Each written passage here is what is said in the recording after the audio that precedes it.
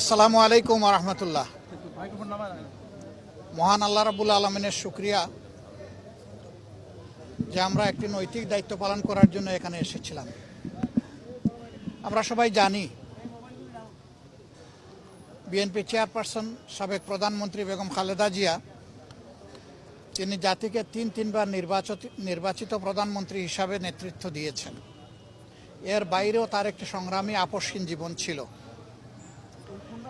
তিনি গণতন্ত্র পুনঃপ্রতিষ্ঠা এবং মানুষের নাগরিক অধিকার প্রতিষ্ঠার জন্য আজীবন লড়াই করে গেছেন। সেই লড়াই করতে করতে তার শেষ জীবনটা অত্যন্ত বেদনাদায়কভাবে জেলেও একাকিত্বে কেটেছে। এই সময় যারা দেশ শাসন করেছেন তারা তার সাথে অমানবিক আচরণ করেছেন।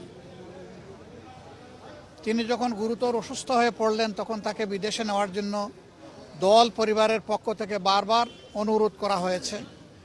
সরকার তো আমলে নেইনি, বরঞ্চ এগুলা নিয়ে বারবার উপহাস করেছে। আল্লাহ তাআলার বিচার ইতিহাসের অমুক বিধান। শেষ পর্যন্ত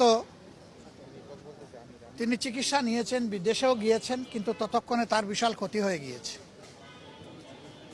সেই যে তিনি ব্রিটেন থেকে ফিরে আসলেন, আর কিন্তু বিদেশ চিকিৎসা নিতে যাওয়ার মতো উপযুক্ত স্বাস্থ্য আর তার থাকলো না। স্বাস্থ্যটা এতটাই ভেঙে পড়ল যে শেষ চিকিৎসা তাকে দেশেই নিতে হয়েছে।